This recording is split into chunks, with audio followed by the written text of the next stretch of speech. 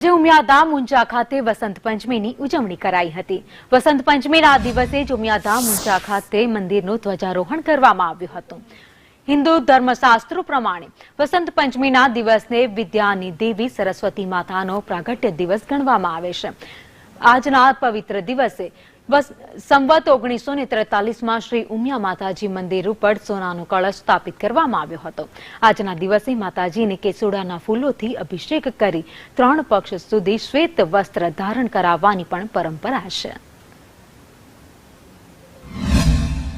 1887ની અંદર જ્યાં માતાજીનો કળશ મૂકવામાં આવ્યો એ કળશના સ્થાપન થયેલું છે અને એના દિવસે વસંત પંચમીના દિવસે માતાજીની ધજા ચડાયેલી હતી। વસંત પંચમીના દિવસે મા ઉમિયાજીના મંદિરની અંદર માતાજીને સફેદ વસ્ત્રની સાડીનું પણ આરોહણ થતું હોય છે અને ફાગણ સુદ પૂનમ સુધી આ સફેદ વસ્ત્રની અંદર માતાજી ધારણ થઈ મા સરસ્વતીનું રૂપ દર્શાવતા હોય છે।